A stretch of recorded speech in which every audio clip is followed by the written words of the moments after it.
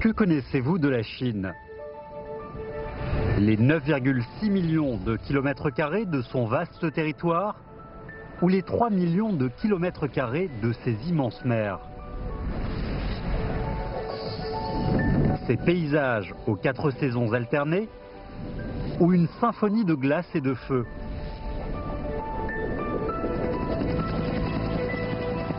Quittant le sol et planant dans le ciel tel un oiseau, vous aurez une vue au-delà de votre imagination. On part pour des endroits ordinairement inaccessibles, afin de voir des merveilles réservées au ciel. Vus du haut, même les paysages les plus familiers changent sur cette terre où se déroulent nos vies quotidiennes.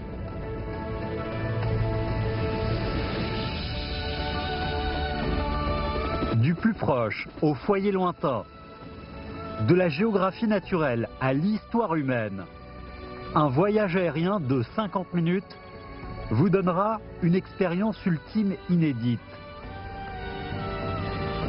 Maintenant, commençons notre aventure dans le ciel.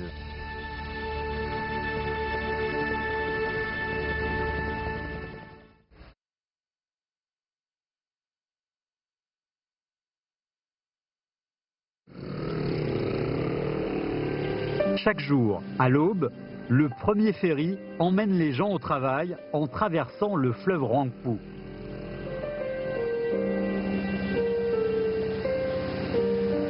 Le ferry était autrefois le transport principal qui reliait les deux côtés du fleuve Rangpou. En 1976, sur le fleuve Rangpou, s'éleva le premier pont. À partir de ce moment-là, on construisit à peu près un pont tous les 3 ans. Les gens augmentent sans arrêt les points de liaison entre les deux côtés.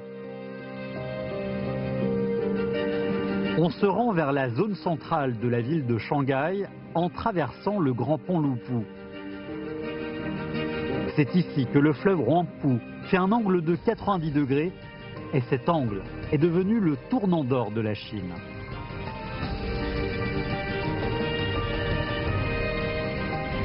Autrefois, le Bund, qui se situe à Puxi, était l'une des zones les plus riches en Chine. Dans les années 90, Lujiazui, qui se situe à Pudong, a reçu le relais de la richesse.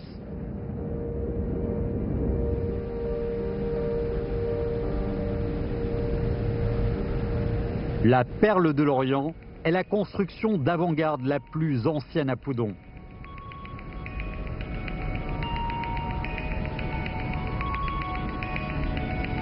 Sa mission originelle est de diffuser le signal télévisé vers toute la ville de Shanghai. Le coût de la construction de la perle de l'Orient fut de 800 millions de yuan. À l'époque de sa construction, sa hauteur la classa à la 3e place de toutes les tours de télévision du monde. La nuit, la perle de l'Orient s'éclaire de différentes couleurs. Parmi toutes ces couleurs, la blanche bleutée est la plus commune. La couleur rose apparaît à l'occasion des fêtes et jours fériés. Pendant la période des Jeux Olympiques 2008, la perle de l'Orient diffusa la couleur rouge du drapeau national. En 2015, après l'attaque terroriste de Paris, la perle de l'Orient s'éclaira des 3 couleurs du drapeau français.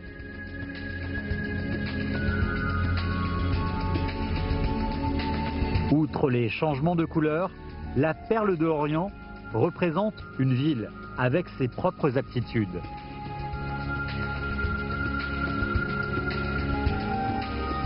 Ce bâtiment, qui est submergé parmi les gratte-ciel, est le point de départ du marché chinois de la bourse. En 1990, la première bourse fut mise en service à Shanghai. 3 ans plus tard, le palais des capitaux était installé. Le hall, au rez-de-chaussée, permet à plus de 1600 traders de travailler en même temps. Les rumeurs disent que des actionnaires sont venus ici en groupe et que ceux qui ne pouvaient pas entrer se servaient de jumelles et même de talkie-walkie pour la communication interne-externe.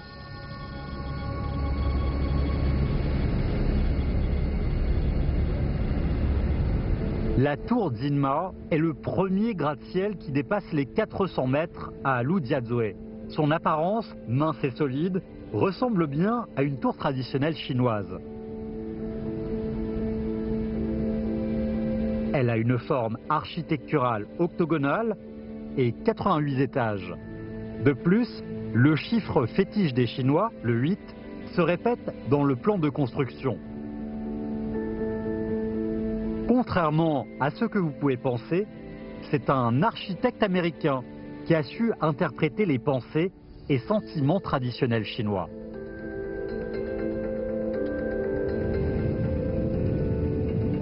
Au bord de la tour Zinma, nous trouvons ce groupe de courageux en train de se promener au-dessus des nuages.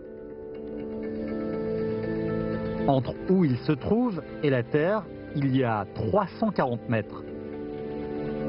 Imaginez, chaque pas qu'ils effectuent est une expérience extraordinaire.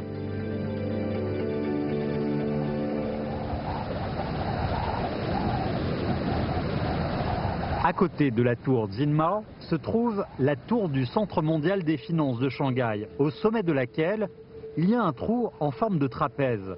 Par conséquent, les gens l'appellent le décapsuleur.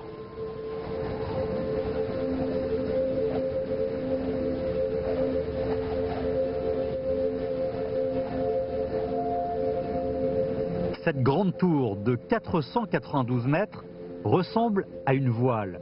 Plus haute elle est, plus de vent elle attrape. Audacieux, l'architecte laisse une soufflerie aérodynamique au sommet de la tour qui permet au vent de se passer afin de baisser son impact dans la construction.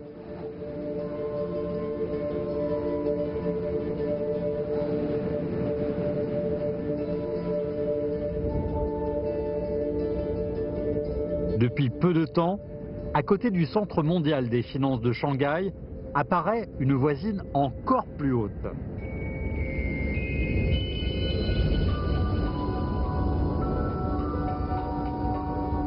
Le monde au-dessus des nuages nous permet de distinguer la hauteur de cette ville.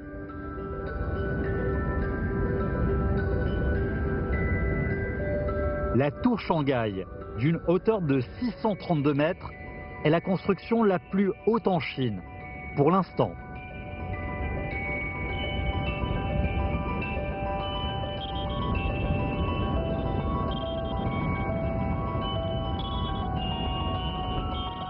Dans un espace intérieur qui surpasse les 500 000 mètres carrés, se répartissent 127 étages. Ce gratte-ciel permet à 30 000 personnes de travailler et vivre dedans. C'est une grande tour qui a pour but de diminuer la consommation d'énergie. Dans la soufflerie aérodynamique au sommet de la tour, sont installés 270 groupes électrogènes éoliens pour ramasser l'énergie du vent, afin de couvrir une part des besoins électriques lumineux. Dans la couronne de la tour, au sommet, un système en forme d'hélice collecte la pluie. Ensuite, ce système permet à l'eau de pluie d'entrer dans le grand réservoir d'eau afin de couvrir le besoin d'eau recyclable de la tour.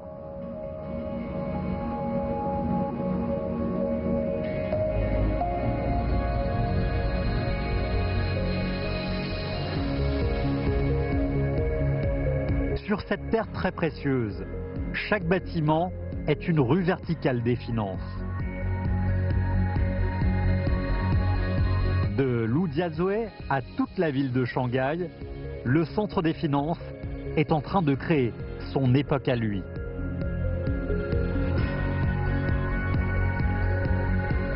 « 30 ans auparavant, ici n'était qu'un champ. Ce lieu a vraiment de la chance. Il a saisi l'occasion du rapide développement de la ville de Shanghai. Coudon est devenu un nouveau lieu pour créer des rêves.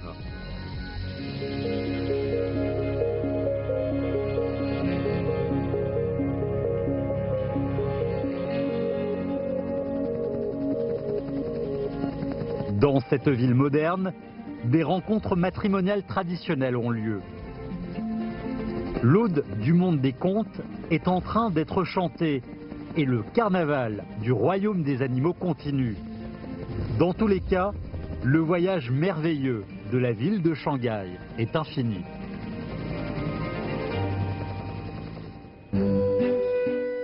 La place du peuple est le centre reconnu de cette ville et elle embrasse différents paysages avec l'esprit d'ouverture.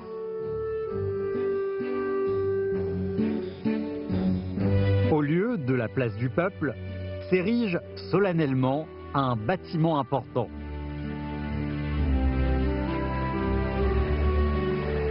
Le parc, qui se situe au bord de la place du peuple, se charge des affaires personnelles très importantes de 2 générations.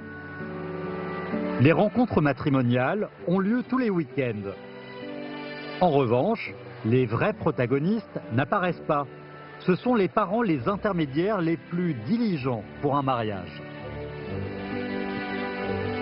Sur les parapluies ouverts sont collées toutes sortes d'informations sur les personnes qui cherchent un époux ou une épouse.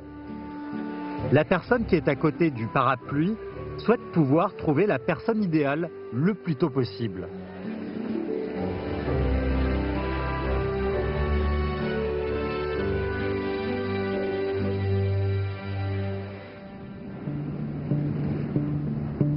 S'envolant vers le sud, nous rencontrons un parc jubilant. À l'occasion de son 60e anniversaire, Disneyland a vu s'établir à Shanghai le Château des Contes.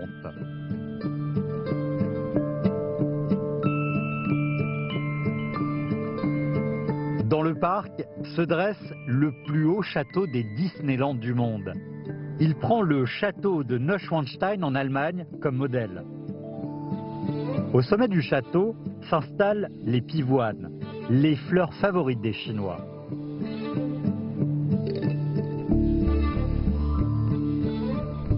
Le coût de la construction de ce Disneyland est de 34 milliards de yuan. Une expérience incroyable est son astuce pour convaincre les visiteurs.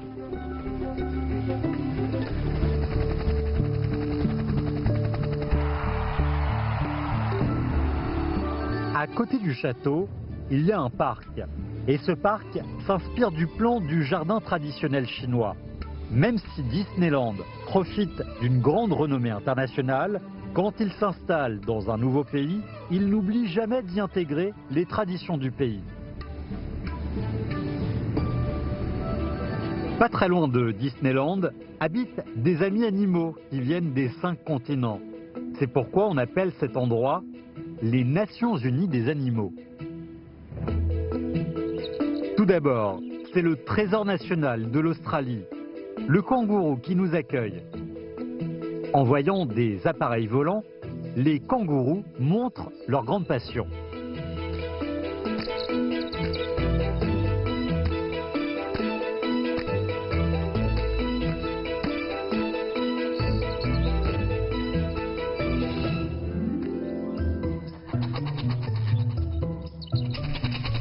Les suricates venant d'Afrique sont à la fois timides et curieux.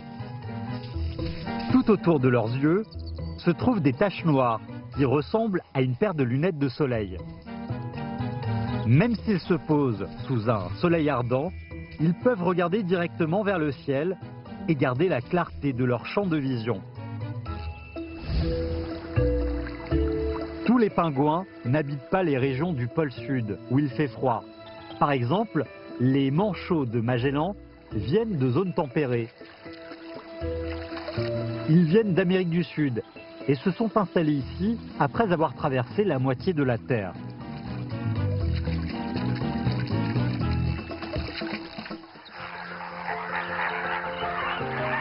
Ensuite, nous rendons visite aux flamands qui viennent de très loin. Ceux qui possèdent des plumes roses sont appelés grands flamands et ceux aux plumes rouges sont appelés flamands de Cuba. En fait, la couleur rouge n'est pas la couleur originelle des flamands. Ils absorbent le pigment de ce qu'ils mangent et ce pigment se divise en particules rouges et oranges. Ensuite, ces particules sont conservées sur le corps des flamands. Les flamands ont ainsi un très beau vêtement brillant.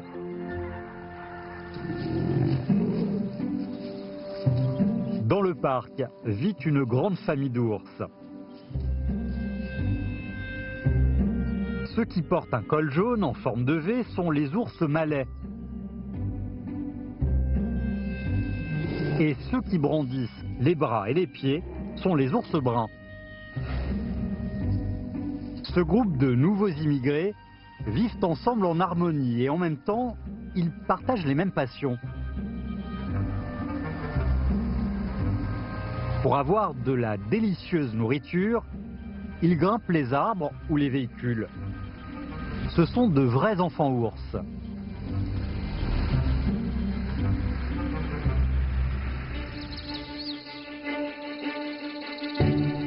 Dans la forêt du sud du fleuve Rampou, vit un groupe d'animaux qui ressemble à des cerfs. Le proverbe « la tête de chevreautin et les yeux de souris » les prend pour modèle et peut décrire une personne qui a un visage laid et un air rusé. Mais ce n'est pas juste de juger une personne par son apparence. En fait, les chevreautins sont peureux et leur capacité à combattre est presque nulle. Ce qu'ils font le mieux, c'est se cacher dans les bosquets. Les chevreautins, originaires de Shanghai, ont été exterminés il y a 100 ans. En 2007, une vingtaine de chevreautins ont été réintroduits à Shanghai.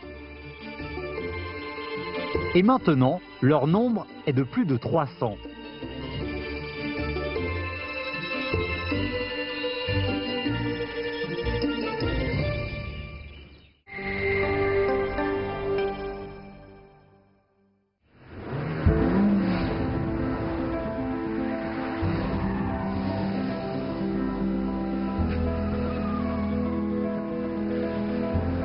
Personne ne peut refuser une ville qui reste toujours jeune. Elle est vivante, énergique et permet aux gens d'oublier la vieillesse.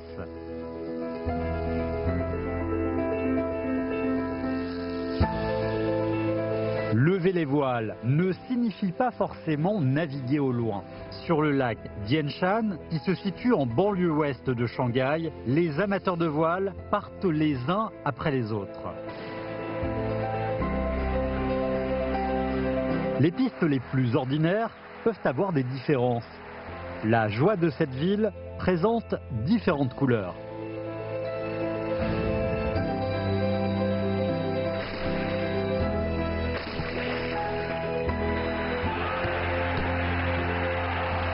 En criant et encourageant l'équipe que l'on soutient, on peut sentir les chocs violents du terrain. Peu importe ce que l'on reçoit, les rires ou les larmes, la ville de Shanghai est leur site central en commun.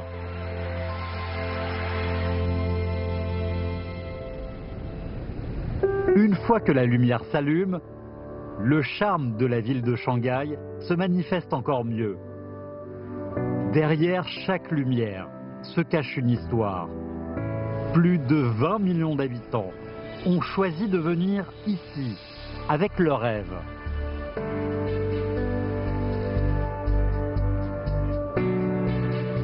La réunion de talents est la base du développement d'une ville.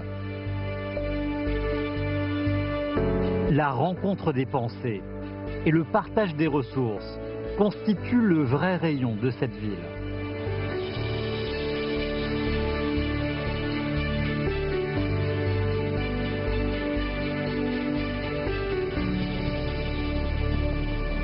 Pendant ce dernier voyage, nous allons sentir la poésie et le lointain de cette ville. Une île nourrit la vie qui est toujours en mouvement. Découvrons la puissance de la nouvelle technologie et ressentons la vitesse de la Chine qui nous fascine. Allons aussi visiter un superbe projet et être témoins de son souhait de lier la planète.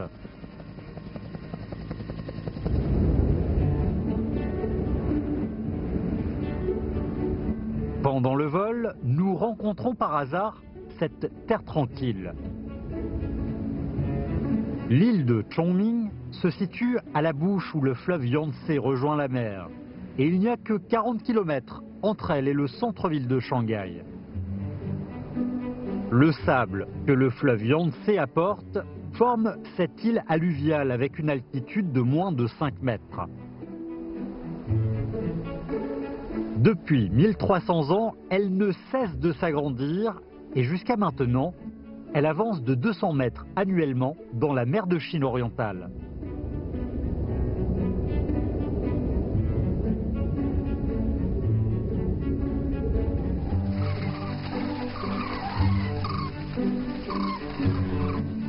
À l'extrémité est de cette île se trouve une terre humide. En été, la terre humide d'Ongtan profite de son temps tranquille.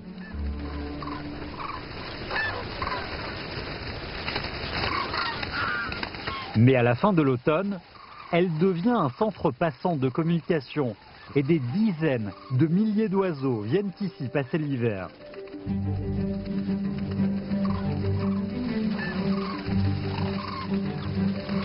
Dans ce grand voyage, les jeunes cygnes ont le plus de ténacité. Ils partent de Sibérie et parcourent près de 1000 km quotidiens.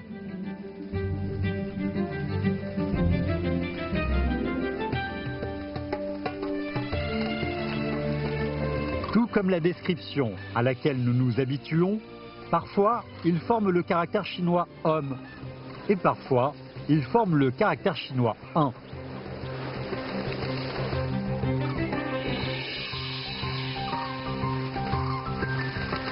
À l'aide de la force du vent, les jeunes cygnes volent en se laissant porter et changent habilement les formes. Tout cela les aide à économiser beaucoup d'énergie pendant leur voyage. Il semble que l'efficacité est la raison pour laquelle ces formes classiques se composent.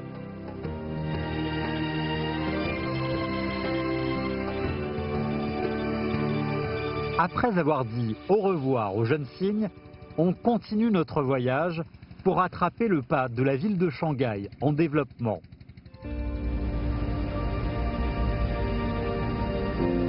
Cette construction s'appelle bâtiment en forme d'avion. Si l'on regarde vers le bas, on comprend pourquoi ce nom. En 1932, pendant l'incident du 28 janvier, les bombardements des avions japonais ont détruit une partie de Shanghai. À partir de ce moment-là, les Chinois ont souhaité avoir un pays puissant à l'aide de la force de l'avion. Un an plus tard, les gens ont recueilli 100 000 yuan. Et avec cette somme, ils ont fait cette construction en forme d'avion. Le mouvement pour sauver le pays à l'aide de la force aérienne commence par ici. S'envolant vers l'ouest, on arrive au plus grand centre général de fabrication d'avions civils. Voici le premier avion civil régional à réaction que la Chine a inventé. À présent, ce modèle d'avion civil passe la dernière étape de l'assemblage final.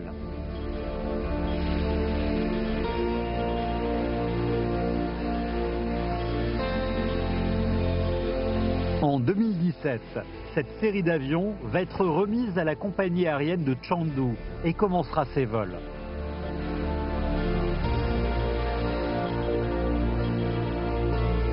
À l'extérieur de l'usine, l'avion C919, encore plus grand, est également inventé par la Chine. Avant, les avions civils que nous prenions étaient pour la plupart des produits de deux grandes entreprises, Boeing et Airbus. Mais l'apparition du modèle C919 va détruire le duopole.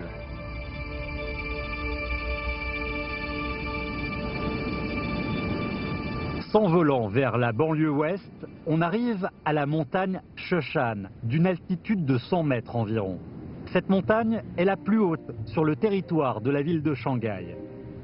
À cette altitude ordinaire, les scientifiques sont en train de chercher les possibilités pour surpasser les limites du champ extrême de la vision humaine.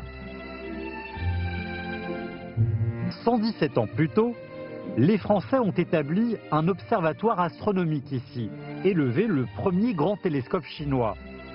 L'Antiquorient, pour la première fois, a jeté son regard vers l'univers profond.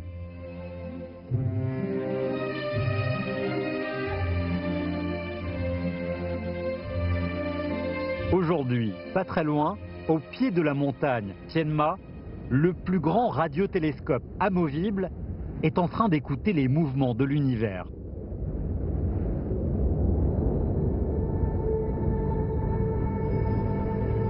En recevant les signaux radio en provenance de l'univers, le radiotélescope aide l'espèce humaine à sentir les planètes à des dizaines de milliards d'années-lumière.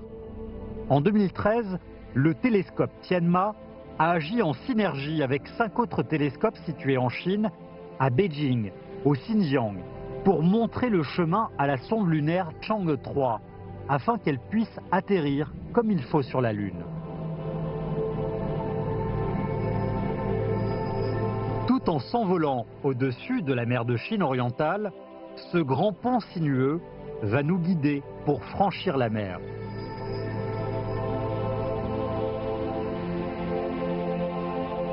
C'est le second plus long pont enjambant la mer au monde. Sa forme en S lui permet de diminuer les chocs directs des courants océaniques sur 32 km.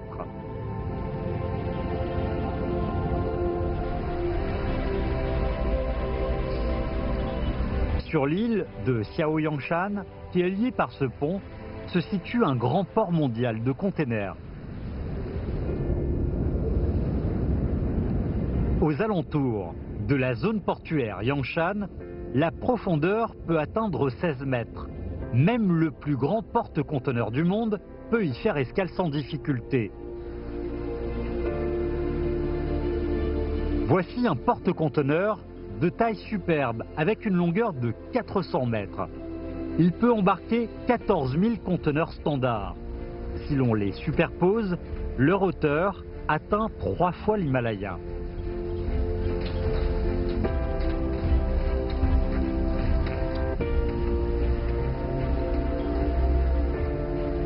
Chaque jour, 45 000 conteneurs sont transférés à Yangshan. Mais cette zone portuaire n'est qu'une partie de la chaîne des ports de Shanghai. Le débit annuel de conteneurs dans tous les ports de Shanghai occupe presque le 10e de la totalité du monde entier.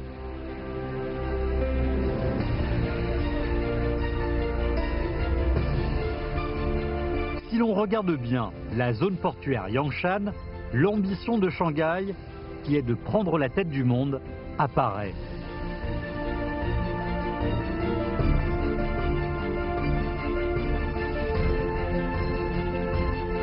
La prospérité de Shanghai est due à la rivière et elle lie les fleuves et la mer ensemble.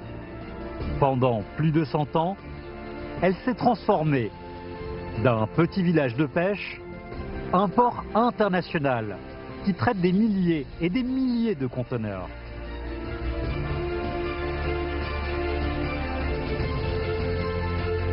Le rêve le plus audacieux est d'imaginer le futur.